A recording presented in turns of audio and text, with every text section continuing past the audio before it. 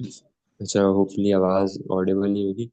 अगर कोई मसला हो तो मुझे चैट में बता दीजिएगा, कोई या कोई माइक खोल के बता दीजिएगा। अच्छा, हम यहाँ देख रहे थे। एक मिनट। सही, तो मैंने कहा था कि ये इंटरप्रिटेशन जो है लाजमी लिखना ज़रूरी है, क्योंकि वरना इसके बगैर जो है मार्क्स कट हो जाएंगे आपके। सिर्फ क्विज असाइनमेंट वगैरह में नहीं, बल्कि मिड टर्म और फाइनल में लाइक सेंट्रलाइज चेकिंग होती है ना, एसआई का फाइनल आपका सेंट्रलाइज्ड होता है। आई मीन जो हमारे केस में सेंट्रलाइज हुआ था, तो इसमें ये कि इंटरप्रिटेशन जो है वो लाजमी होती है, इसके मार्क्स होते हैं। तो ये लिखना मत भूलिएगा। अगर कुछ समझ ना आए उस वक्त कि भाई ये इसका मतलब क्या है जो भी मैंने किया है, कुछ भी कुछ भी लिख के आ जाना, लेकिन खाली नहीं छोड़ना। यही जरूरी होता है। सही, तो इस पर वापसी एक्सप्लेन कर देता हूँ। जो प्रोबेबिलिटी आई थी 0.6578, इसको अगर हम इंटरप्रिटेशन में लिखें तो बनेगा कि 65.78% चांस है कि population mean lies with in 10 points of 533। ठीक है। पॉपुलेशन मीन जो है, sorry sample mean, sorry sorry, हाँ सही लिखा है कि जो 65.78% चांस है कि जो पॉपुलेशन मीन है वो इसमें लाई करेगा। जो हमने सैंपल निकाला है उससे ये डिड्यूस, इतना डेटा डिड्यूस हो रहा है कि इस डेटा के अंदर जो आपका असली पॉपुलेशन मीन है वो लाई कर सकती है। तो ये प्रोबेबिलिटी है उस चीज़ की। सही। आगे देख लेते हैं। इसके बाद देख लेते हैं हम। अच्छा, एक और चीज़ वैसे बता दूं कि इसमें इसमें अगर दूसरे पार्ट्स भी आ सकते हैं। खैर अभी टाइम थोड़ा सा कम है, लेकिन अगर इसमें दूसरा पार्ट भी होता कि वो ये पूछ रहा होता है कि विद इन 10 पॉइंट्स ही है, लेकिन अब 527 के लिए हमें कैलकुलेट करना है। तो ये आप लोग सोचिएगा कि इसका आंसर सेम आता है नहीं आता, प्रोबेबिलिटी का आंसर। लेकिन मैं क्या कहते हैं, हिंट दे देता हूँ कि इसकी रिलेशन जो है वो इस पॉइंट से जो मैंने पीछे दिखाई थी। एक्सक्यूज कहाँ मी। गया? जी जी। इसका आंसर दोनों का जो है सेम आएगा, क्योंकि स्टैंडर्ड डेविएशन दोनों का सेम है। ऐसे ही ना? जी जी, बिल्कुल बिल्कुल, आपने तो सही बात अगर है। स्टैंडर्ड डेविएशन अगर डिफरेंट होगा तो आंसर दोनों जी जी, जैसे सवाल ने मेंशन था कि विद इन +-10 पॉइंट्स की बात हो रही थी ना, यहाँ से लिखा हुआ था। तो अगर दूसरे पार्ट में भी लिखा है कि +10 +-10 पॉइंट्स की बात हो रही है, लेकिन वैल्यू अलग है, तो उससे फर्क नहीं पड़ता, क्योंकि +-10 वो मेन चीज़ है कि वहाँ स्टैंडर्ड डेविएशन दोनों की सेम हो रही है। तो वहाँ पे वही प्रॉपर्टीज होगी, मतलब समझने के लिए कि यहाँ पे दोनों का आंसर सेम आएगा। तो अगर कहीं एक्सप्लेनेशन भी पूछे तो आप यही लिखेंगे कि स्टैंडर्ड डेविएशन सेम है, तो इस वजह से आंसर जो प्रोबेबिलिटी जो है इसकी वो सेम आ रही है। तो यस, सही जवाब दिया था।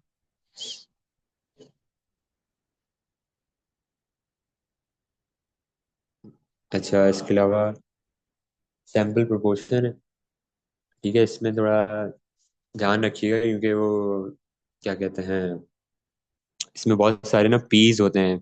तो लोग कंफ्यूज हो जाते हैं कि कौन सा किधर लिखना है और कौन सा कब लिखना है, मतलब क्या है इसका। तो देख लेते हैं कि पॉपुलेशन प्रोपोर्शन है, इसका जो पी है वो कैपिटल होता है, और इसकी वैल्यू होती है x/, पॉपुलेशन का साइज वो होती है। तो सैम्पल प्रोपोर्शन है, उसका पी स्मॉल होता है या उस पर बार लगा होता है। ठीक है, और उसको हम इस तरह लिखते हैं x/, मतलब जो भी हम जिस पे कैलकुलेट करना चाह रहे हैं, अपॉन सैंपल का साइज। पॉपुलेशन को भी हम नॉर्मली डिस्ट्रीब्यूट, सॉरी पॉपुलेशन बोल रहा हूँ, प्रोपोर्शन को भी हम नॉर्मली डिस्ट्रीब्यूट कर सकते हैं। मुझे बस 1 मिनट में मैं, हाँ 1 मिनट।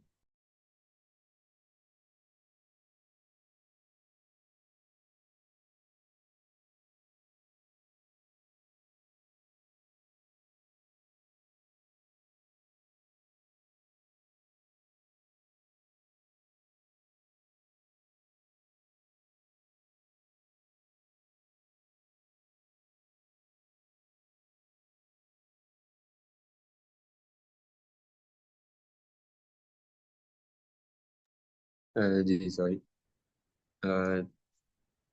मैं कह रहा था कि ये पॉपुलर प्रोपोर्शन को भी हम नॉर्मली डिस्ट्रीब्यूट कर सकते हैं, जहाँ पे मीन जो होगा वो पी के बराबर होगा और वेरिएंस जो होगी P one minus P upon N के बराबर होगी। और इसकी हमें सर ने लास्ट टाइम कंडीशन बताई थी कि एन मल्टीप्लाई बाई पी जो है ग्रेटर एन इक्वल्स टू 5 होना चाहिए, तभी हम क्या कहते हैं, तभी हम इसको नॉर्मली डिस्ट्रीब्यूट कर सकते हैं। तो ये आई डोंट नो आपको अगर कराई थी कंडीशन या नहीं कराई थी, मैं सर से एक और दफ़ा कंफर्म कर लूँगा, लेकिन वो लाइक मसला नहीं हो, मैं पूछ लूँ, बात नहीं है। इसका सवाल देख लेते हैं पॉपुलेशन प्रोपोर्शन का।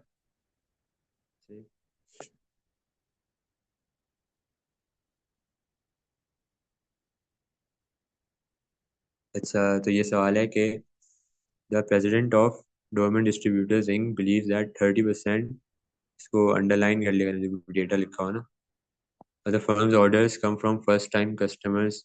A random sample of 100 orders will be used to estimate the proportion of first time customers. Assume that the president is correct. मतलब ये वो इन्फॉर्मेशन है जो हमें निकालनी है। तो कह रहा है पी जो है 0.30 के बराबर है। What is the sampling distribution of P bar for this study. सही है, तो हम पहले कुछ चीज़ें लिख लेते हैं कि जो डेटा यहाँ दिया हुआ है। पॉपुलेशन प्रोपोर्शन मैं यहाँ जो है इससे लिख रहा हूँ, क्या कहते हैं, कैपिटल बी से लिख रहा हूँ ताकि वो समझने में आसानी हो। तो 0.30 सही है, 30% लिखा हुआ था। एन आपका जो है वो हो जाएगा 100 हो जाएगा। पार्ट ए में उसने पूछा है कि what is the sampling distribution of P bar for the study. तो हम बताएंगे कि पी बार की सैम्पलिंग डिस्ट्रीब्यूशन नॉर्मल है। और नॉर्मल, वो ये एक और बात कह रहा था कि वो कंडीशन वाला अगर सर ने पढ़ाया है तो पहले आप कंडीशन लगा देंगे कि N P greater equals to 5 है या नहीं। तो मैं लगा देता हूँ फिर भी। तो ये है, तो हम इसको नॉर्मल कंक्लूड कर सकते हैं। ठीक है, ये तो खैर कंडीशन थी, इसको भी इग्नोर करेंगे। तो नॉर्मल कंक्लूड कर सकते हैं, और हमने देखा था कि मीन जो है वो पी के बराबर होता है, और जो वेरिएंस होती है वो P one minus P upon N के बराबर होती है।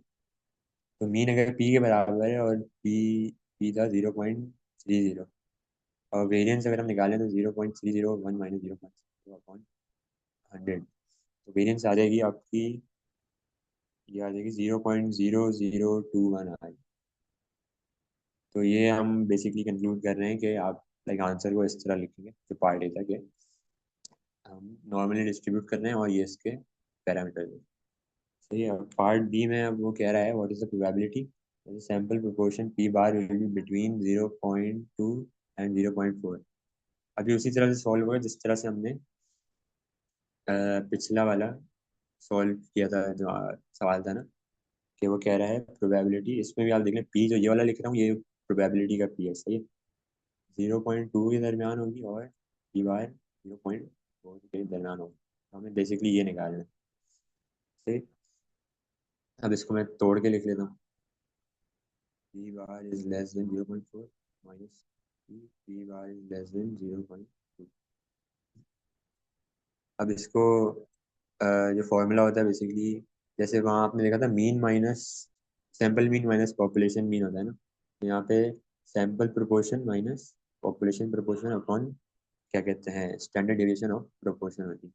तो आप ये चीज़ याद रखने के लिए आसान रहती है।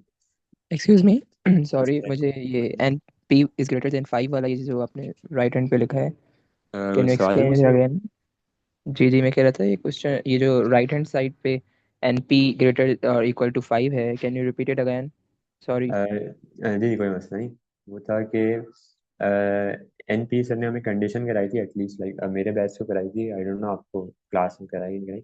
एन पी की कंडीशन है कि एन मल्टीप्लाई पे आप पी करेंगे ना, जैसे एन 100 है तो पी 0.30 है। इसका आंसर जो है 300 आ रहा है, और ये आंसर अगर 5 से बड़ा है तो आप इसको नॉर्मली डिस्ट्रीब्यूट कर सकते हैं।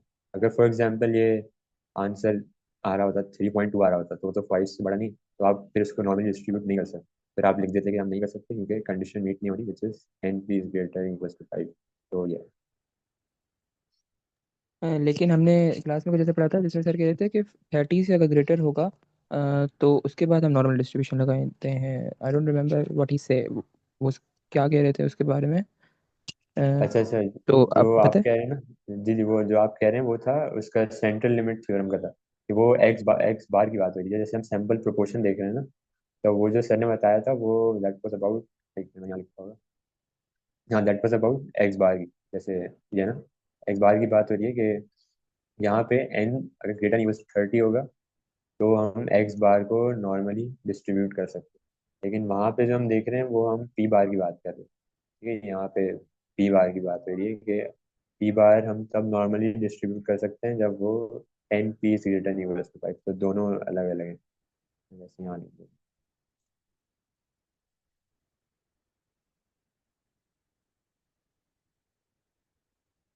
तो ये इसकी कंडीशन दी कि एन ग्रेटर इक्वल टू 30, इसकी कंडीशन दी एन पी। ठीक।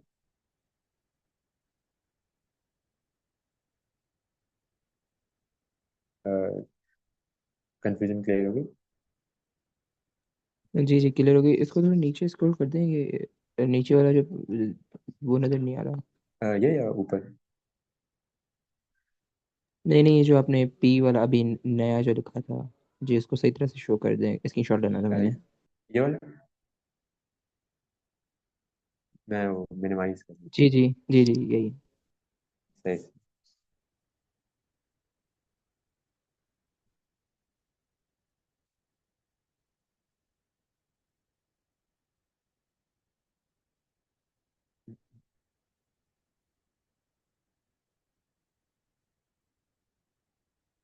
ले लिया स्क्रीन पर।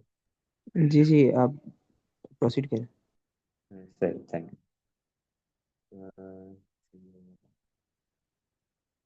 अच्छा, तो यहाँ पे मैंने इसको एक्सपेंड किया, फॉर्मूला को एक्सपेंड कर रहा हूँ। तो ये इस तरह बन रहा है, और मैं इसको राइट साइड से भी एक्सपेंड कर रहा हूँ।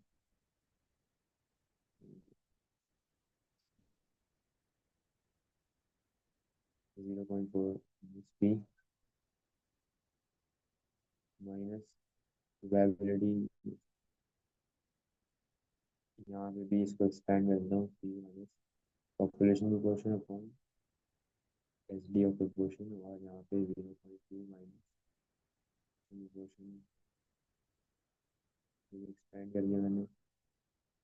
और इसको अगर मैं न्यूमेरिकल फॉर्म में लिखूँ तो ये पूरी लेफ्ट हैंड साइड जो है ये आपकी बन जाएगी, जेड बन जाएगी 0.4 0.3 अपॉन 0.045। और ये इधर जो है यहाँ भी जेड बन जाएगा 0.2 माइनस 0.30 अपॉन 0.045। और यहाँ पे जो है मैं Z is less than 2.22, Z is less than minus 2.22, 0.98 से डाला आंसर इसका, और इसका 0.032। फाइनल आंसर है 0.9736 आ रहा था। तो इसमें ये आंसर आ गया, तो आप लिख देंगे कि 97.3% चांस के population proportion will lie between these values. Chance that population proportion will lie between values. ये इंटरप्रिटेशन लार्जली है। इसके बाद ये देख लेते हैं, टाइम थोड़ा सा कम है। ये हो गया था।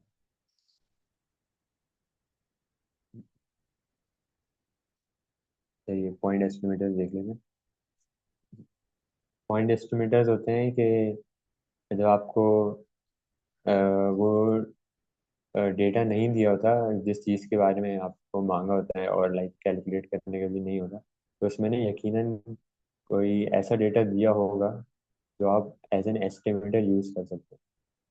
सही है। तो अगर जैसे पॉपुलेशन की बात होती है लेकिन पॉपुलेशन का और कोई डेटा नहीं दिया हुआ और सैंपल का डेटा दिया हुआ है, तो हम वहाँ पे जो सैंपल मीन है वो एज एन एस्टिमेटर ले सकते हैं और यू कैप के लिए हम उसको कैलकुलेशन में इस्तेमाल कर सकते हैं। Same goes for sample variance, वो भी हम पॉपुलेशन वेरिएंस के लिए यूज़ कर सकते हैं। Same goes for sample standard deviation, वो हम पॉपुलेशन स्टैंडर्ड डेविएशन के लिए यूज़ कर सकते हैं। और जैसे ये डेटा है 5, ये जो डेटा लिखा हुआ है इसमें लिखा है कि what is the point estimate of population mean. अब वो उसने डायरेक्टली पॉइंट एस्टिमेट ये पूछा हुआ है, ठीक है। और हम देख सकते हैं कि यहाँ इसने सैंपल दिया हुआ है, यहाँ पॉपुलेशन का कोई नामो निशान नहीं है सवाल में। तो मतलब इससे हमें पता चल रहा है कि हमें इसको एज एन एस्टिमेटर यूज कर सकते हैं। ठीक है, पूछा है इसने पॉपुलेशन मीन, हम लगा देंगे म्यू कैप। ठीक है, और इसका एस्टिमेटर क्या था, सैंपल मीन। सैंपल मीन का फॉर्मूला क्या होता है, सिग्मा एक्स अपॉन एन। तो हम ये कर देंगे 5 + 8 + एन +7 +10 + 14, और इसको अपॉन कर देंगे 6 से, तो आंसर आपका आ जाएगा 9। तो बेसिकली ये आपका आंसर हो जाएगा जहाँ पे उसने पॉपुलेशन मीन का एस्टिमेट मांगा। सही, तो इस तरह से आपको उस पर भी सवाल आ सकता है, वेरिएंस पे भी पूछ सकते हैं और स्टैंडर्ड डेविएशन में भी पूछ सकते हैं। तो तरीका बेसिकली ये सेम है, इसी तरह ही आपको करना पड़ेगा। इसके अलावा प्रॉपर्टीज देख लेते हैं। अ, कि एक है अनबायसनेस होती है। ये बायस का मतलब एरर होता है, अनबायस का मतलब एरर फ्री होता है। हम्म, एक जैसे एस्टिमेटर है theta cap. Theta cap estimator है थीटा का। अगर हम थीटा कैप का मीन निकाल लें, वो अगर थीटा के बराबर है, इसका मतलब है वो चीज़ जो एस्टिमेटर है वो अनबायस्ड है, मतलब वो हमें उसी ओरिजिनल वैल्यू पे लेके जा रहा है। उसका ये मतलब हुआ कि हम उस पर भरोसा कर सकते हैं अनबायस्ड है। सही है। जो ई का मतलब होता है, ये होता है कि आप मीन निकाल लो। सही है, अगर मीन निकालोगे, अगर सैंपल मीन्स का मीन निकालोगे, ठीक है, सैंपल मीन्स का मीन निकालोगे तो वो म्यू के बराबर होगा, जो ओरिजिनल पॉपुलेशन मीन है ना। तो इसलिए हम सैंपल मीन है उसको as a unbiased estimator consider करते हैं, क्योंकि वो भरोसे वाला होता है, वो हमें असली वैल्यू तक पहुंचा देता है। ठीक है, जैसे यहाँ एग्जाम्पल है भरोसे राज। वाला मतलब समझ नहीं आया ये। मतलब ये था कि हम उस पर रिलाई कर सकते हैं कि मतलब वो जो जो भी वैल्यू देगा वो हमें ओरिजिनल पॉपुलेशन मीन के बराबर होगी। जैसे ये एग्जाम्पल है ना, ये सैंपल है, 6 सैंपल है टोटल। ठीक है, टोटल 6 सैंपल है, 3 6 3 2, ये सारे 6 सैंपल बने हुए, इनका आपने मीन निकाला। सही है। इसका पहले पॉपुलेशन देता हूँ, 2 3 4 6 पॉपुलेशन। इससे हमने ये 6 सैंपल बनाए और इनकी हमने सैम्पलिंग डिस्ट्रीब्यूशन कर दी। ठीक है, सारे हमने सैंपल लिख दिए, इनका हमने मीन भी लिख दिया। ठीक है, जो है सैंपल मीन, ये सारे सैंपल मीन आ गए। अब हमने बोला पहले हम निकालेंगे ये सैंपल मीन का मीन निकालेंगे। सही है, मतलब जो सारे मीन्स हैं उनका ही मीन निकालेंगे। तो वो आया 22.5 यहाँ लिखा, और कितने 6 डिस्ट्रीब्यूशन यहाँ लिखा, तो जो बन रहा था 3.75 बन रहा था। सही है। अब ये तो आ गया सैंपल मीन का मीन आ गया, और हम निकालेंगे म्यू, चेक करेंगे अब हम। म्यू है आपका, ये आपका पॉपुलेशन, पॉपुलेशन इज 2 + 3 + 4 + 6, और इसको हमने 4 से डिवाइड कर दिया क्योंकि यहाँ पे 4 दिए हुए हैं। तो यहाँ पे भी 3.75 आ रहा है। अब आप देख सकते हैं कि यहाँ जो आंसर है वो दोनों सेम आ रहे हैं। इसका मतलब ये है कि हम सैंपल मीन्स का, अगर हम मीन निकालेंगे, ठीक है, मीन निकालेंगे तो वो पॉपुलेशन मीन के इक्वल है। और जब वो इक्वल होता है तो वो होता है अनबाइज्ड एस्टिमेट। ये इस तरह प्रूव हो जाता है कि जो आपका एक्स बार है वो अनबाइज्ड एस्टिमेटर है म्यू का, तो इसलिए हम इस पे हम रिलाई कर सकते हैं कि मतलब ये ट्रुथफुल वैल्यू देता है मतलब। इससे हमारी कैलकुलेशंस कोई टेढ़ी मेढ़ी या गलत नहीं, इसलिए हम इसको यूज़ करते हैं। क्लियर हुआ?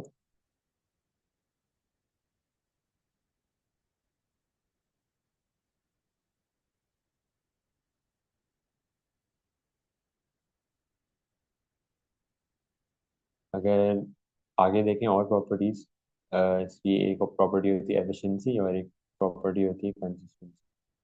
देख लो कोई सवाल तो नहीं बचा हुआ है? आपकी side है।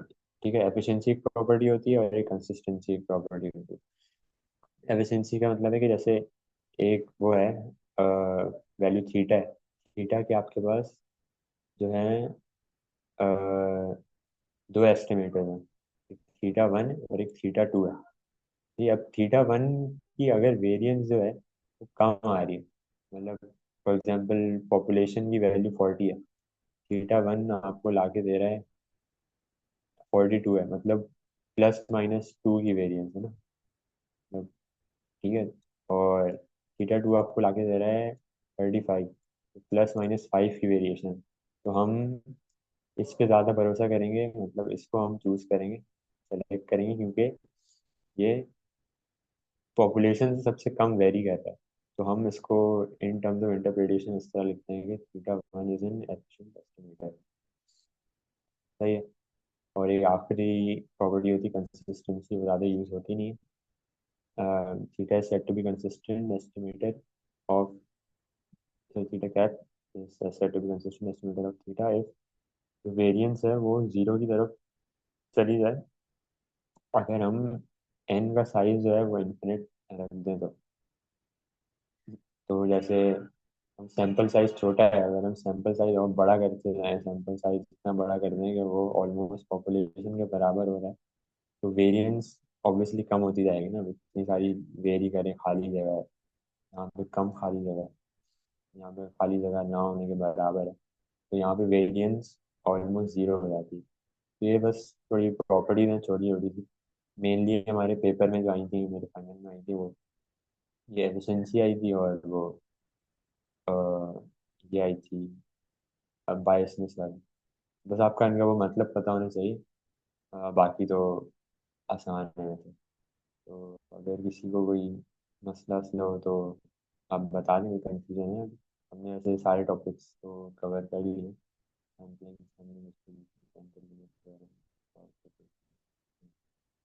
तो अगर किसी को कोई कंफ्यूजन है तो प्लीज़ बता दें।